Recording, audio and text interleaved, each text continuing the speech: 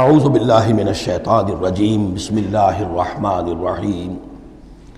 وَإِذْ قَالَ إِبْرَاهِيمُ رَبِّ اجْعَلْ هَذَا الْبَلَدَ آمِنًا۔ یہ سورہ بقرہ کا جو رکوع تھا 15واں، اس سے ملتا جلتا یہ مضمون آ رہا ہے۔ اور یاد کرو جب کہ کہا تھا ابراہیم نے، اے میرے رب اس گھر کو، اس شہر کو، مکے کو بلدن آمنا، البلد آمنا، اس کو بنا دے امن کی جگہ، وَاجْنُبْنِي وَبَنِيَّ أَن نَعْبُدَ الْأَصْنَامَ، اور بچائے رکھ مجھے بھی اور میری اولاد کو بھی کہ ہم بتوں کی پرستش کریں۔ تو دنیا میں سب سے زیادہ جو بھی گمراہی رہی تھی، جیسا کہ میں نے عرض کیا، پری ابراہمک جتنی تاریخ ہمارے سامنے بیان ہوئی ہے حضرت ابراہیم سے پہلے کی، تو گمراہی ایک ہی تھی اور وہ شرک تھا، بت پرستی تھی۔ قوم نوح کی بھی وہی تھی، قوم ہود کی، قوم صالح کی۔ تو حضرت ابراہیم علیہ السلام کے زمانے میں بھی بت پرستی تھی، انہوں نے بتوں کو توڑا ہے، بہت بڑا بت خانہ تھا۔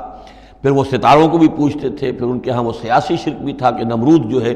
وہ دعویٰ کرتا تھا کہ مجھے اختیار مطلق حاصل ہے، جس چیز کو چاہوں میں حکم دوں، جس چیز کو جائز چاہوں کروں اور جس چیز کو چاہوں ممنوع قرار دے دوں۔ تو اس میں فرمایا وَإِذْ قَالَ إِبْرَاهِيمُ رَبِّ اجْعَلْ هَذَا الْبَلَدَ آمِنًا، اے رب ہمارے، اے رب میرے، اس شہر کو تو ایک امن والا گھر شہر بنا دے، وَاجْنُبْنِي وَبَنِيَّ، اور مجھے اور میری نسل کو، جس کو میں یہاں آباد کر رہا ہوں، اس سے بچائے رکھ کہ ہم بتوں کی پرستش کریں۔ رب انہن اضللن کثیرا من الناس، پروردگار ان بتوں نے پہلے بھی بہت سے لوگوں کو، انسانوں کی عظیم اکثریت کو گمراہ کیا ہے۔ فمن تبعنی فانہ منی، تو جو کوئی میری پیروی کرے، میں نے شرک سے اجتناب کیا، میں نے تمام ہر نوع کے شرک سے میں نے اپنے آپ کو پاک کر لیا ہے۔ اب جو لوگ اسی طرح میرے راستے پر چلیں، اسی طرح شرک سے دور رہیں، توحید کے راستے پر گامزن رہیں، تو وہ تو میرے ہیں ہی، مجھ میں سے ہیں، ان کے ساتھ تو تیرا وہ وعدہ جو ہے وہ پورا ہوگا۔ لیکن وَمَنْ عَصَانِی، جو میری نافرمانی کرے، غلط راستے پر چلے، فَإِنَّكَ غَفُورٌ رَحِيمٌ، تو غفور الرحیم ہے۔ اب یہ بھی سمجھیے کہ اپیل کی شکل میں ہے کہ گناہ گاروں کے لیے بھی حضرت ابراہیم اواہ حلیم منیب، یہ الفاظ ہم پڑھ چکے ہیں، بہت ہی یعنی نرم دل، بہت شفیق، بہت رؤوف، اور یہی وہ انداز ہے جو حضرت عیسیٰ علیہ السلام نے اختیار کیا یا کریں گے وہ قیامت کے دن۔ ان تعذبہم فانہم عبادک وان تغفر لہم فانک علی کل شیء قدیر، اگر تو انہیں عذاب دے تو تیرے بندے ہیں، جس طرح چاہے عذاب دے، تیرا اختیار مطلق ہے، لیکن اگر تو معاف کر دے تو بہرحال تیرے اس اختیار کے اوپر بھی کوئی شخص نہیں ہے کہ جو اعتراض کر سکے، تجھے ہر شے کی قدرت اور اختیار حاصل ہے۔ تو یہاں بھی وہی انداز ہے، فمن تبعنی فانہ منی ومن عصانی فانک غفور رحیم، ربنا انی اسکنت من ذریتی بواد غیر ذی زرع عند بیتک المحرم، اے رب ہمارے، میں نے اب یہاں ربنا آ گیا ہے، اس میں معلوم ہوتا ہے کہ حضرت ابراہیم کے ساتھ حضرت اسماعیل بھی شامل ہو گئے، ابھی تک اس میں رب چل رہا تھا۔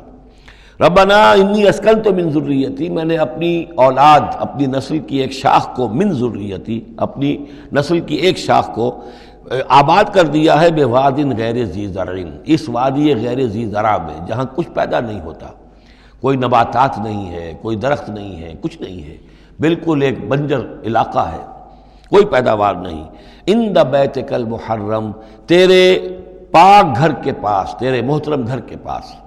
جیسا کہ میں نے پہلے بھی عرض کیا تھا، بات صحیح یہی معلوم ہوتی ہے کہ یہ حضرت آدم علیہ السلام کا بنایا ہوا گھر ہے، البتہ یہ کہ امتداد زمانہ سے یہ گر چکا تھا